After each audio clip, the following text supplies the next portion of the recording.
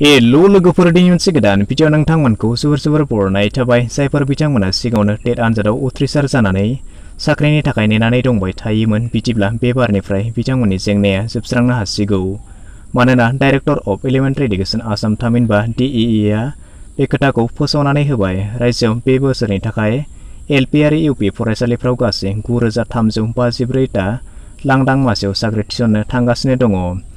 खाना खुजा बेंगा लेंग्रा हायथा एसिड जाथाय जानाय जायफोर बिथांमोना टेट उथ्रिसार जाखानाय आबुं फोरमान बिलाइ दंखाजोबो बिदिब्ला बिथांमोना आर'जलाइ गथायनानै दोनदो। बेनि थाखाय नोंथांमोना अनलाइन एप्लाइ खालामनो नांगोन। बिदिब्ला मा डकुमेन्ट्स नांगोन, लास्ट डेटआ माब्लासिम थागोन, सासे सुबुङा बेसेबां पस्टआव एप्लाइ खालामनो हागोन, माबोरै एप्लाइ खालामनांगोन, बेफोर गासैबो खौरांखौ नोंथांमोननो आबुङै फोरमायनानै होनाय जागोन। बेखायनो भिडिअखौ एसेबो स्किप खालामालासे जोबजासिमल' नायलांबाय थादो।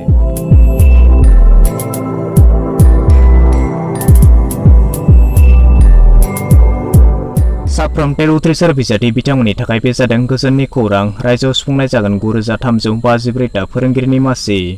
रायजोनि मोनफ्रोम जिल्लानि सिङाव बिजों बायदि आरो बेनि बाहागो बायदियै बैफोर लांदां मासियाव थिसननाय जागोन आरो जायफोर बिथांमोना सिगाङावनो टेट पास जाखानाय आरो देग्लायनि बे अक्ट'बराव जानो गोनां टेट आनजादाव पास जागोन बिथांमोना बेनि थाखाय आर'जलाइ गथायनो हागोन।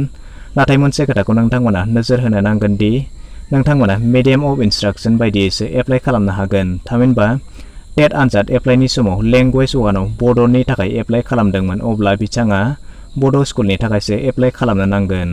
एसामिसनि थाखायब्ला एसामिसाव, एसिस्टेन्ट टिचार पस्टनि थाखायबो बियो बाहायजाथाव जागोन। बेवहाय नोंथांमोना नुनो मोनदों बे जाबाय DEE थामहिनबा director of elementary education Assam थिंजायनिफ्राय फोसावजानाय अफिसियेल नटिफिकेसन। नोंथांमोना बेवहाय नुनो मोनदों government of Assam, office of the director of elementary education Assam, Kahilipara Guwahati 19। Advertisement 1 नोंथांमोना बेवहाय गासैखौबो डिटेल्सआव नायनानै लानो हागोन।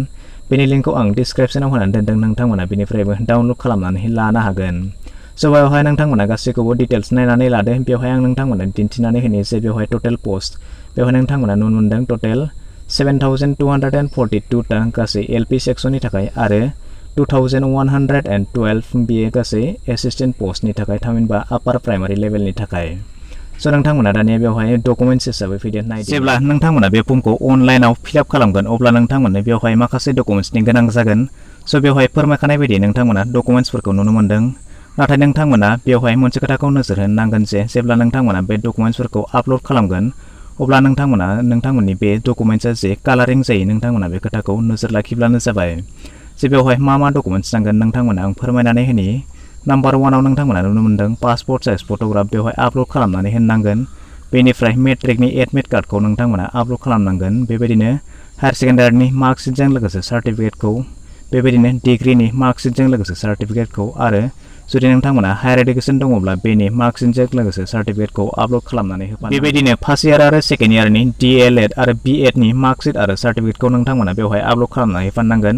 बेबायदिनो कास्ट सार्टिफिकेटखौ, बेबायदिनो जुदि NCCनि सार्टिफिकेट दङब्ला बेजों लोगोसे नेशनेल बा स्टेट लेभेलनि जुदि स्पर्ट्स आरो कालचारनि सार्टिफिकेट दङब्ला नोंथांमोना बेखौबो होफानांगोन। बेनिफ्राय नोंथांमोना टेट आनजादाव मोननाय जिथु मार्कशीट आरो सार्टिफिकेट नोंथांमोना बेखौबो आपल'ड खालामनानै होफानांगोन। जुदि नोंथाङा डिसेबिलिटिब्ला बेनि सार्टिफिकेटखौबो नोंथांमोना बेवहाय आपल'ड खालामनानै होफानांगोन। जुदि नोंथाङा इक'नमिकेलि वेकार सेक्सननिब्ला बेखौबो, बेनिफ्राय नोंथाङा जुदि सिगाङाव साख्रि मावदोंमोनब्ला एक्स सार्भिसमेननि थाखाय बेखौबो आपल'ड खालामनानै होफानांगोन। बेनिफ्राय नोंथांनि सिगनेचार बेखौबो नोंथांमोना आपल'ड खालामनानै होनो थाखाय बावनानै 11 नाम्बाराव बे खोथाखौ रोखा खालामनानै होदों जे बे अनलाइन एप्लाइ खालामनाया माब्लानिफ्राय जागायगोन आरो माब्लासिम जोबगोन। बेवहाय नोंथांमोननो फोरमायखानानै होनाय बायदिब्ला जायफोर बिथांमोनानोखि सिगाङावनो टेट पास जाखानाय बिदिब्ला बिथांमोना फैगौ 27 सेप्तेम्बर 2021 नि हर गेजेरनिफ्राय लानानै फैगौ 27 अक्ट'बर 2021 नि हर गेजेरसिम नोंथांमोना बेखौ एप्लाइ खालामनो थाखाय हागोन। थामहिनबा नोंथांमोननो दान मोनसेनि थाखाय सम होनानै दोननाय जादों। नोंथांमोना दान मोनसेनि गेजेराव बेखौ एप्लाइ खालामनानै लानो हागोन।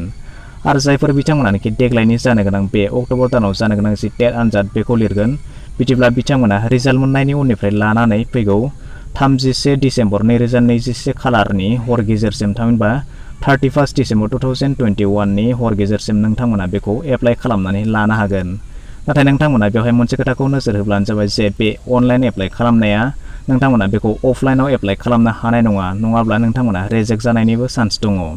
स' बेवहाय नोंथांमोना दानिया बेखौ अनलाइन एप्लाइ खालामनो थाखाय बेवहाय मोनसे वेबसाइट होनानै दोननाय दङ नोंथांमोना बे वेबसाइटनि गेजेरजों बेखौ एप्लाइ खालामनांगोन बे वेबसाइटआ जाबाय dee.assam.gov.in नोंथांमोना बे वेबसाइटआव थांनानै बेखौ एप्लाइ खालामनो थाखाय बैसोआ बेसेबां जानांगोन होननानै बुङोब्ला बेवहाय फोरमायखानाय बायदि नोंथांमोना नुनो मोनदों खमैबो 10 निफ्राय 40 बोसोरनि गेजेराव जानो नांगोन आरो बेवहाय बैसो हिसाबै थामहिनबा केटेगरि हिसाबै बेवहाय एज रिलेक्सेसनबो होखाना दोननाय जादों नोंथांमोना बे एज रिलेक्सेसन बायदियै नोंथांमोना बेवहाय एप्लाइ खालामनो हागोन स' नोंथांमोना बेवहाय नायनानै लादो केटेगरि वाइज जायफोर बिथांमोनाखि एक्स सार्भिसमेन बिथांमोननो 42 इयार्ससिम होनाय जादों आरो जायफोर बिथांमोनाखि ओबिसि एमओबिसि बिथांमोननो 43 इयार्ससिम होनाय जादों आरो जायफोर बिथांमोनाखि एससि एसटि पिएचटिएच बिथांमोननो 45 इयार्ससिम होनाय जादों स' नोंथांमोना आरो बेवहाय जायफोर बिथांमोनाखि पिडब्लिउडि थामहिनबा पार्सन विथ डिसेबिलिटि बिथांमोननो 50 इयार्ससिम होनाय जादों बेवहाय फोरमायखानानै नोंथांमोननि अनलाइनाव फैनो गोनां फर्मआ माबायदि जानो हागौ बेवहाय नोंथांमोननो आं दिन्थिनानै होनि जे नोंथांमोननि जे अनलाइनाव फैनो गोनां फर्म बेबायदि जानो हागौ नोंथांमोना एसेबां सिरियासलि लानो नाङा जे फर्मआ बेबायदिनो जानो हागौ नाथाय नोंथांमोना मोनसे खोथाखौ गोसोआव लाखिब्लानो जाबाय जे जेरैबायदि फैया मानो नोंथांमोना नोंथांमोननि रोखा इनफरमेसनखौ होनो थाखाय बेवहाय नाजाब्लानो जाबाय स' दानिया नोंथांमोननो बेवहाय बे फर्मखौ माबायदि फिलआप खालामगोन आं बेवहाय नोंथांमोननो फोरमायनानै होनि गिबियावनो नोंथांमोना नुनो मोनदों जितु टेटनि जि रल नाम्बार नोंथांमोना बेखौ बेवहाय लिरनानै होनांगोन बेनिफ्राय टेट सार्टिफिकेटनि जितु फर्म नाम्बार जेरैबायदि दङ नोंथांमोना बेबायदिनो रोखा बेबायदिहाय एन्टार खालामनानै होब्लानो जाबाय बेनिफ्राय नोंथांनि जि डेट अफ बार्थ बेखौ बेवहाय लिरनानै होदो बेनिफ्राय नेम अफ केन्डिडेट नोंथांनि केन्डिडेटनि नामखौ बेवहाय एन्टार खालामनानै होदो लोगोसे मादार फादारनि नेम बेबायदिनो नोंथांनि एड्रेसजों लोगोसे फन नाम्बारखौ बेवहाय एन्टार खालामनानै होब्लानो जाबाय बेनिफ्राय लेंगुवेज वानाव नोंथाङा मा लेंगुवेजखौ लादोंमोन बेबायदि लिरनानै होदो बेनिफ्राय जेन्डार आरो कास्ट बेखौबो बेबायदिनो एन्टार खालामनानै होदो बेनिफ्राय फिजिकेल हेन्डिकेप नोंथांनि पार्सेन्टेजआ बेसेबांमोन बेखौ बेवहाय एन्टार खालामनानै होदो बेनिफ्राय हायार सेकेन्डारियाव नोंथाङा माब्ला पास जादोंमोन आरो बेसेबां मार्क्स मोन्दोंमोन पार्सेन्टेजआ बेसेबां नोंथांमोना बेबायदि एन्टार खालामनानै होब्लानो जाबाय बेनिफ्राय डिग्रिखौ माब्ला पास खालामदोंमोन बेसेबां टटेल मार्क्स मोन्दोंमोन आरो पार्सेन्टेज बेसेबां बेवहाय लिरनानै होदो बेनिफ्राय बेबायदिनो टेटनि मार्क्स माब्ला पास जादोंमोन बेसेबां मार्क्स मोन्दोंमोन आरो पार्सेन्टेजआ बेसेबां बेबायदि एन्टार खालामनानै होब्लानो जाबाय बेनिफ्राय डिएलएडआव बेसेबां दङमोन बिएलएडआव बेसेबां दङमोन माब्ला पास जादोंमोन पार्सेन्टेजआ बेसेबां बेखौ बेबायदि लिरनानै होब्लानो जाबाय बेनिफ्राय कारिकुलार एक्टिभिटिस हिसाबै नोंथाङा माखौ होदों एनसिसि होदों ना स्पर्ट्स होदों ना कालचार होदों नोंथांमोना बेवहाय लिरनानै होब्लानो जाबाय बेनिफ्राय गाहायाव फैदो नोंथांमोना दानिया बेवहाय नोंथांनि जि सिगनेचार बेखौ बेवहाय एन्टार खालामनानै होब्लानो जाबाय थामहिनबा बेवहाय नोंथांमोना बेवहाय सिगनेचार होनो नांगोन बेखिनिसिम नोंथांमोननो गासै खौरांखौ फोरमायनानै होनाय जाबाय नाथाय मोनसेल' खौराङा थालांबाय बेवहाय नोंथांमोननि सेलारि जे नोंथांमोननि सेलारिया बेसेबां जानो हागौ नोंथांमोना उसुखुथु मोननाय गोसोखौ नोंथांमोननो स्रां खालामनानै होनाय जासिगोन स' नोंथांमोननि जि सेलारि बेवहाय फोरमायखानानै होनाय बायदिब्ला नोंथांमोना नुनो मोनदों बे सेलारिया जागायगोन 14,000निफ्राय 60,500सिम थामहिनबा 14,000निफ्राय स्टार्ट जानानै 60,500सिम बे जाबाय एलपि सेक्सननि थाखाय आरो बेबायदिनो आपार प्राइमारिनि थाखाय नोंथांमोना बेवहाय नुनो मोनगोन नोंथांमोना जे जायफोर बिथांमोनाखि इउबि थामहिनबा आपार प्राइमारि स्कुलनि फोरोंगिरि जागोन बिदिब्ला बिथांमोननि सेलारियाबो थागोन बेबायदिनो 14,000निफ्राय स्टार्ट जानानै 60,500सिम स' बेखिनियानो जागोन नोंथांमोननि जि सेलारि बेबायदि जागोन